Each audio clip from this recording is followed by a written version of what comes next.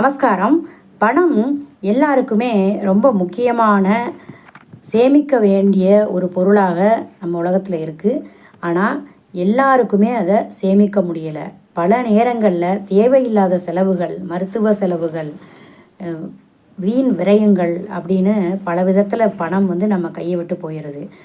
அது இந்த சில பொருட்களை பரிசாக சிலருக்கு கொடுக்கறதுனால நம் வீட்டில் பணம் வீண் விரயமாக ஆகிக்கொண்டே இருக்கும். அது எந்தெந்த பொருட்கள் அப்படிங்கிறத பற்றி நாம் இந்த வீடியோவில் நம்ம தொடர்ந்து பார்க்கலாம். பொதுவாகவே பணத்தை சம்பாதிக்கிறது எவ்வளவு கஷ்டமோ அதே போல் அதை செலவழிக்காமல் கட்டுப்படுத்துறது ரொம்ப ரொம்ப முக்கியம்.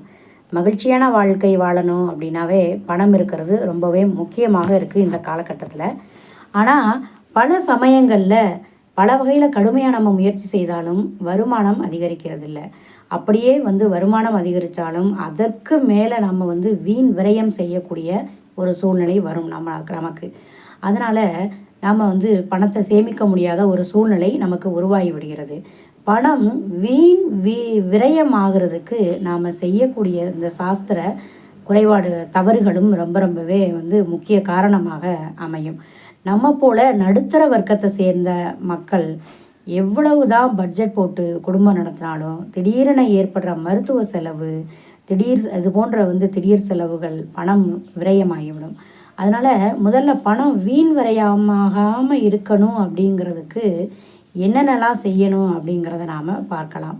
இதில் முதலாவதாக செவ்வாய் மற்றும் வெள்ளிக்கிழமைகளில் மற்றவர்கள்ட்ட பணத்தை கொடுக்கக்கூடாது. அதாவது முக்கியமாக பெரிய செலவுகளை அந்த நாளில் செய்யக்கூடாது அப்படின்னு சொல்லுவாங்க.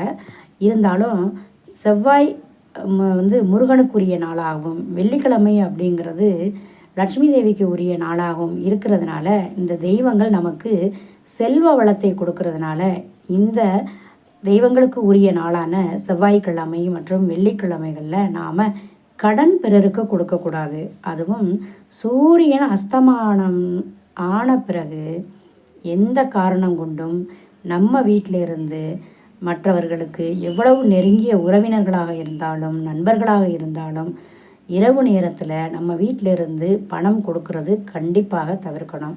அது மட்டும் இல்லாமல் அமாவாசை நாளில் நம்முடைய பணத்தை வேறு யாருக்கும் கடன் கொடுக்கவே கூடாது. இது ரொம்ப ரொம்ப முக்கியமானது.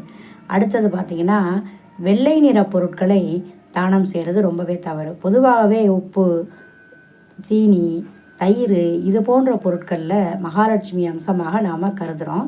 இந்த மகாலட்சுமி தாயார் வாசம் செய்யக்கூடிய இந்த பொருட்களில் வெள்ளிக்கிழமை என்று கல்லுப்பு வாங்கிறது அதாவது மகாலட்சுமியோட அருளை நம் வீட்டில் கொண்டு நல்ல மகிழ்ச்சியை தரக்கூடியதாக இருக்கும் அப்படிங்கிறது நம்ம அடிக்கடி நம்ம வீடியோவில் சொல்லி வரோம். இது சம்மந்தமாக நிறைய வீடியோக்கள் நம்ம போட்டிருக்கோம்.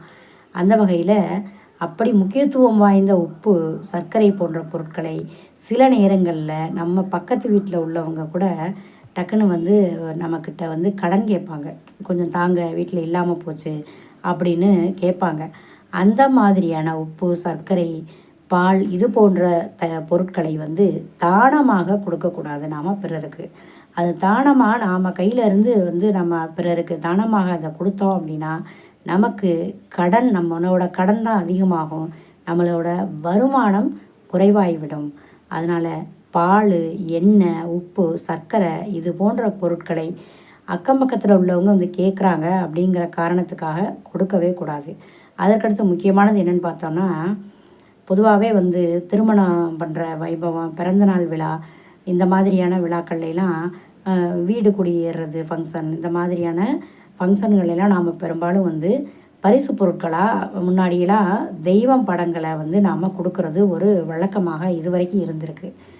அந்த வகையில் குபேரன், லட்சுமி தேவி, முருகன், அன்னபூரணி இது போன்ற படங்களை எல்லாம் எந்த காலத்துலேயும் நாம் எந்த ஒரு ஃபங்க்ஷனாக இருந்தாலும் நம்ம கையிலிருந்து மற்றவங்களுக்கு நம்ம தானமாக கொடுக்கக்கூடாது, கிஃப்டாக கொடுக்கக்கூடாது. இதனால் நமக்கு வர இருக்கிற பண வரவுகள் எல்லாம் அவங்களுக்கு சென்றுவிடும் அப்படின்னு ஒரு கருத்து உள்ளது. அது இந்த மாதிரி நம்ம கிஃப்ட் கொடுக்கறதுனால வாழ்நாள் முழுவதும் நாம் நம்மக்கிட்ட இருக்கிற லட்சுமி தேவியை, நம்மக்கிட்ட இருக்கிற குபேரனை நம்மக்கிட்ட இருக்கிற அந்த செல்வ செழிப்பை நாம் பிறருக்கு கொடுக்குறதாக ஒரு கருத்து இருக்குது. அதனால் நம்ம கையில் இருந்து இந்த மாதிரியான சாமி படங்களை, செல்வத்துக்கு உகந்த சாமி படங்களை நாம் பிறர் கையில் கிஃப்டாக நாம் தரக்கூடாது. இது ரொம்ப ரொம்ப தவறு. அடுத்தது பார்த்திங்கன்னா, வெள்ளிக்கிழமை மகாலட்சுமிக்கும் குபேரனுக்கும் உரிய மிக உன்னதமான ஒரு நாளாக கருதப்படுறோம். இந்த வெள்ளிக்கிழமையில் மகாலட்சுமிக்கு மல்லிகைப்பூ அல்லது நல்ல ரோஜாப்பூ இது போன்ற வாசனை மலர்களை வைத்து வழிபாடு செய்ய வேண்டியது ரொம்ப ரொம்ப அவசியம்.